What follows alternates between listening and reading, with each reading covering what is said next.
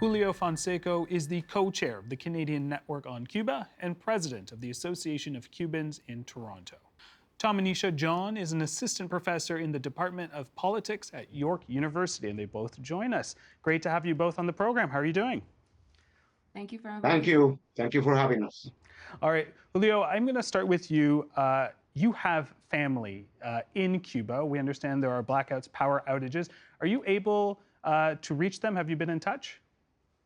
Yes, I am actually in touch with them every day at different hours. Sometimes I try to call them in the morning, but their phones are not recharged because they have had blackout.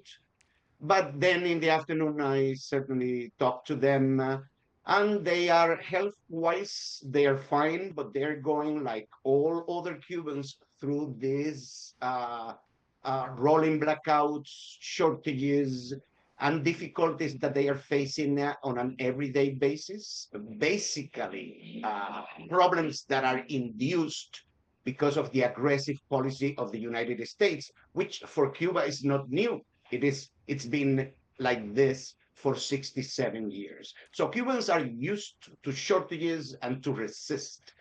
But it is inconceivable that the world is silent in front of this genocide, silent genocide of the United States, which has promised to submit the whole population into submission.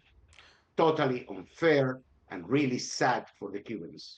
Tamanisha, I'm going to get you in here. Over the weekend, Trump said that Cuba is in its last moments of life. Now, Miguel Diaz-Canel is the president of Cuba. Help us understand, what kind of support does he have among Cubans there?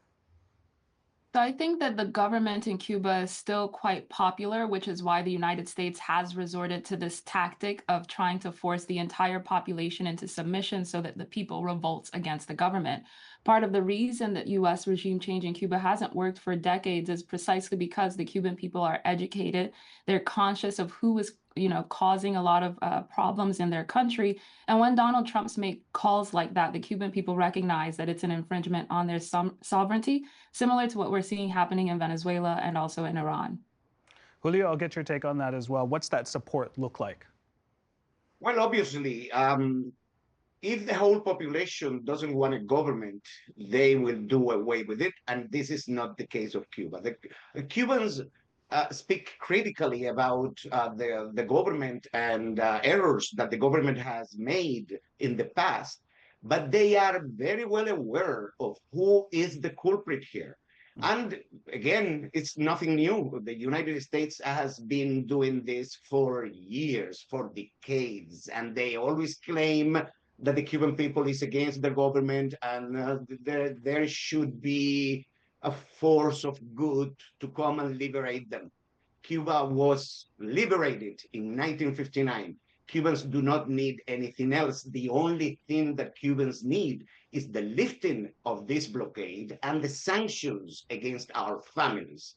That is the only thing Cuba needs right now. And the government is facing a very difficult moment, probably like never before in our history.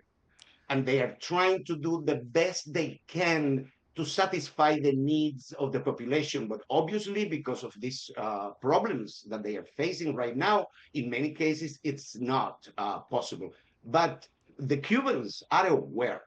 Cubans are aware, and they are really fed up with the sanctions and the blockade and the attempt of the United States to determine, to decide their future.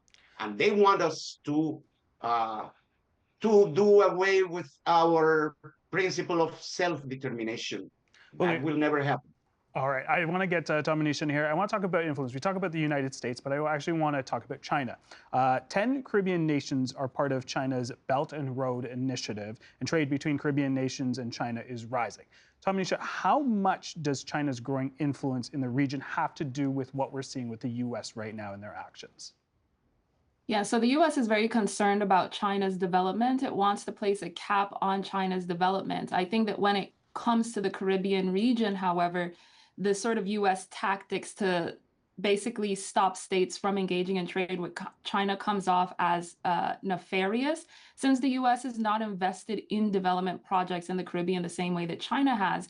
And also, even though China has this Belt and Road Initiative that some states have signed on to, China is still a very small trading partner to most Caribbean states. What I mean by this is most Caribbean states only have 2% or less of their trade with China actually registering in their GDP. Whereas for the United States, since a large Caribbean diaspora lives in the United States, in Canada, and in Europe, most Caribbean trading is with those countries, since us in the diaspora, we love the niche sort of Caribbean products. And so what's really happening is that the US doesn't want China to make any headway in terms of global influence at all. And in the Caribbean, it comes off as irrational, since the Caribbean is not a stronghold of China's influence. I think what we need, though, is for the Caribbean countries to be less dependent on the United States, precisely because the United States has shown it doesn't care about self-determination or sovereignty. It is not above bombing these countries, bombing fishermen in the ocean, and not receiving any sort of international outrage. And so people are asking these questions, but states are still scared, since the United States is a major power that is using military force against them. All right, with that being said, Julio, U.S. Secretary of State Marco Rubio is reported to be negotiating with Raul Guillermo Rodriguez Castro, who is the grandson of Fidel Castro's brother. What can you tell us about the younger Raul and the kind of support he has in Cuba? Well, I don't know very well this younger Raul. I've seen him a couple of times. He's part of the personal security of the personal security detail of his grandfather. I don't know. Cuba has repeatedly said and denied that there are any conversations going on. So I am not part of the government. I don't know that. But Cuba has said no. So they claim that they are in touch and with this person. I don't know. I have no idea. We will have to ask the Cuban government. Tamanisha, I want to get your take on there. Do we know much about the younger Raul, 41 years old, not the 94-year-old, obviously the grandfather who many, is retired, but still has a lot of say in the country? So I would say that I highly doubt this is the sort of US narratives in terms of them talking to people for support. And the reason why I highly doubt that is they also claim to have support to sort of spark a revolution in Iran, and that has not happened. The US is frequently overstating the amount of times that it's been in contact with people in these countries that they have carried out interventions in. And so I don't want to sort of speculate on sort of US claims of talking to someone in the government or not talking to someone in the government, because more often than not, it's borne out to not be true. And so I wouldn't want to claim someone is in talks with the United States and then it's just not true. But I highly doubt that would be the case, especially if he is a part of the security detail of his grandfather still. All right, I want to follow up with you. You talk about what's called progressive development in the Caribbean region. And I want a better understanding, what's the connection between Cuban sovereignty and what you call progressive development? Yes. And so one of the biggest aspects of progressive development is how responsive it is to local needs. A lot of Caribbean countries focused on development that, creates industries, but those industries are largely extractive and they repatriate a lot of their profits outside of the Caribbean so that locals do not benefit. And so when we look at something like the tourism industry, tourism is technically regarded as an industry that is extractive and that takes away from local communities instead of giving back to them. However, even though that is the trend throughout most Caribbean countries that engage in tourism, it's not the case in Cuba. So when you engage in tourism in Cuba, you're staying at a hotel and you're engaged in services that pay back to the government, and the government is then able to use those tourism funds to publicly distribute it to public functions and services in the country, like trash, like public transportation, and all of those things. And Cuba has the best public transportation system in the Caribbean region because of that locals need and depend and rely on. And so when I talk about progressive development, I'm talking about the impact that developments in the country have to meet the needs of the local population versus enriching people who don't live in the country, which is how tourism in other Caribbean countries are done. Julio, help us understand, how is Cuba viewed by its Caribbean and Latin American neighbors? Well, since the time of the revolution, the government of Cuba has viewed the Caribbean as their brothers and sisters. Even Cuba, with the very little it has shared everything with the Caribbean community. Cuba has sent help with doctors and nurses. Cuba has sent technicians, teachers, etc., to every one of these countries. Cuba has been very, very open to solidarity and to help the Caribbean because we see the Caribbean as our own family, as we are family, regardless of the linguistic differences and cultural differences. We are one family, and that is the view from Cuba towards the Caribbean. Tamanisha, I'll get your take on that as well. Yes, I agree with that. So my family is from Guyana and they live in the interior of the country. And for a long time and still continuing to this day, there is not as much interior development in Guyana as there is on sort of the coastal areas. And so my family has benefited from having Cuban doctors who are willing to go into the interior to provide them with medical services. And this is the same throughout the Caribbean, especially in many rural areas where the government institutions just don't have the strength or the capacity to reach people.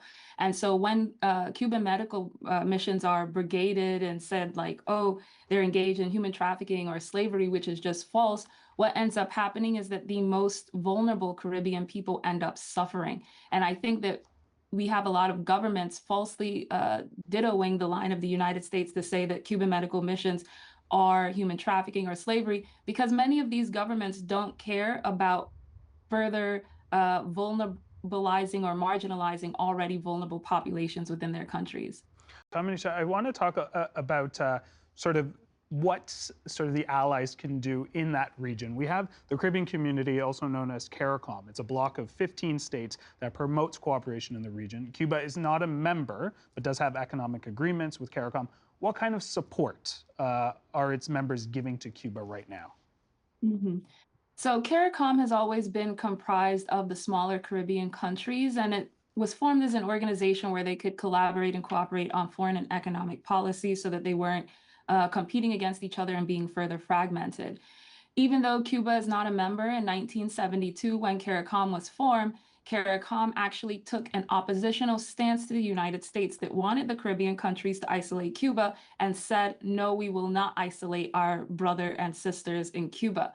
Today, we see the same sort of the U.S. trying to fragment CARICOM, namely through what was initially Jamaica, Trinidad and Tobago, and Guyana, but less so Jamaica, since Jamaica called for diplomacy with Cuba. So now you see the U.S. even further fragmenting the community by entering a new security arrangement with Guyana and Trinidad and Tobago. Guyana and Trinidad and Tobago, the prime ministers there in Guyana, Irfan Ali, the president, and in Trinidad and Tobago, Kamla Persad Bisesar, the prime minister, they've taken very hostile and aggressive stances towards Cuba, actually supporting U.S. calls for regime change.